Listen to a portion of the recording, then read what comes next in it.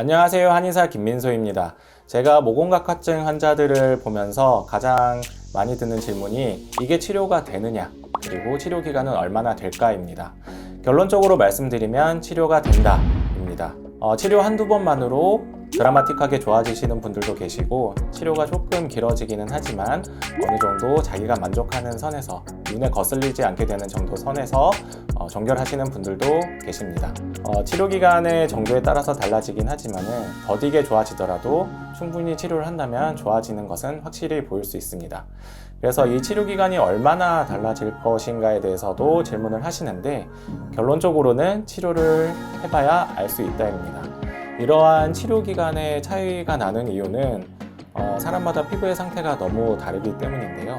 일단 피부의 두께라든지 쌓여있는 각질의 양, 그리고 색소 침착의 깊이, 그리고 생활 환경, 재생력 등에 따라서도 예후는 많이 달라지게 되겠습니다. 저 같은 경우를 예를 들어서 말씀드리면, 저는 여기 윗팔 바깥쪽 그리고 뒤쪽으로 모공각화증이 예전에 좀 심하게 있는 편이었습니다. 피부 상태는 피부는 약간 두꺼운 편이고, 그 다음에 각질이 쌓여있는 양은 많았고, 색소 침착이 약간 붉은색을 띠면서 자잘하게 깊이 박혀있는 상태였습니다. 증상이 꽤 심한 편이라고 볼 수 있는데, 다만 재생력은 괜찮은 편이었기 때문에 꾸준히 참고 치료를 진행할 수 있었습니다.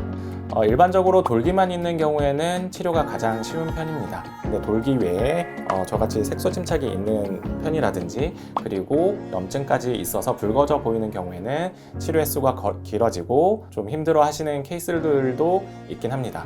근데 색소 침착의 경우에도 조금 두껍게 갈색으로 얕게 나타나는 경우도 있고, 짜잘하게 붉게 깊게 나는 경우들이 있는데, 이런 경우는 치료 기간이 조금 길어지게 되겠습니다. 치료를 받으러 오시는 분들을 보게 되면은 대부분 20대, 30대 분들이 많으신데, 이런 분들은 다들 학업이라든지 직장 생활 때문에 시간 내기가 쉽지가 않습니다. 그래서 최소한의 시간으로 최대한의 효과를 보기 위해서 지켜주셔야 할 것들이 몇 가지가 있습니다. 첫 번째가 손으로 뜯지 않는 것입니다. 이게 가장 중요한 건데, 예를 들어 보게 되면은 이 손바닥 같은 경우에도 운동을 하거나 손을 쓰는 일이 많아서 이게 손바닥에 자극을 많이 주게 되면은 굳은 살이 박히게 되는데, 모공각화증의 경우에도 마찬가지입니다. 이렇게 자꾸 뜯기라든지 긁기를 하게 되면은 모공각화증이 좋아지는 것이 아니라 더 심해지게 됩니다. 그렇기 때문에 최소한의 자극을 주는 것이 중요합니다. 치료를 받기 전에 미리미리 집에서 셀프로 관리를 하시는 분들도 계십니다. 때밀기를 해본다든지 아니면 족집게로 털을 뽑아본다든지 할 수 있는데, 이런 부분들은 사실 피부를 더 상하게 만들어서 모공각화증을 심하게 할 수 있기 때문에 스스로 하기보다는 상담을 받고 진행을 하시는 것이 좋겠습니다. 두 번째는 수분 섭취량을 늘리고 커피 섭취량을 줄이는 것입니다. 커피를 마시는 것도 물을 마시는 것이 아니냐 할 수 있는데, 커피를 마시게 되면은 이뇨작용 때문에 오히려 몸에 수분이 빠져나가게 됩니다. 그래서 커피는 아예 안 드시는 것이 좋겠지만은 사실상 그렇게는 쉽지가 않기 때문에 커피를 최소화하고 대신 수분 섭취량을 더 늘려주시는 것이 좋겠습니다. 세 번째는 인스턴트라든지 자극적인 음식을 줄이는 것입니다. 인스턴트나 자극적인 음식을 자꾸 섭취하게 되면은 몸 안에 독소들이 발생하게 되고, 이러한 독소들은 피부에 쌓여서 염증이라든지 색소 침착이 심해지는 것을 만들 수가 있습니다. 그렇기 때문에 치료를 할 때 재생력이 떨어질 수 있기 때문에 줄여주시는 게 좋겠습니다.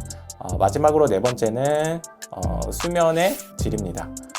충분한 수면을 취하지 못하고 일찍 잤다 늦게 잤다 이렇게 수면 시간이 자꾸 바뀌게 되면은 치료할 때 재생력이 떨어지게 됩니다. 그러면은 치료 기간이 자꾸 길어지기 때문에 충분히 잠을 주무시는 것도 필요하겠습니다.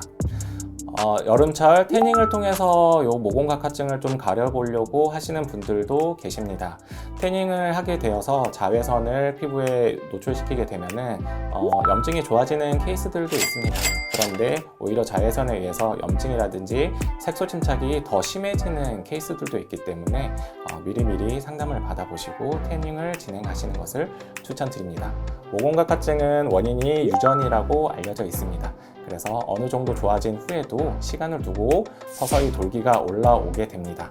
근데 그렇더라도 예전만큼 심해지지는 않습니다. 그렇기 때문에 조금 올라오는 상황이다 싶으면 한두 번씩 리터치를 해주면 되겠습니다.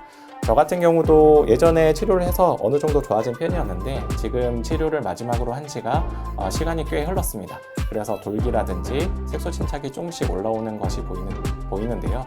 그렇기 때문에 이 모공각화증 관련해서 스스로 셀프로 좀 치료를 진행하면서 영상을 찍어서 올려보도록 하겠습니다.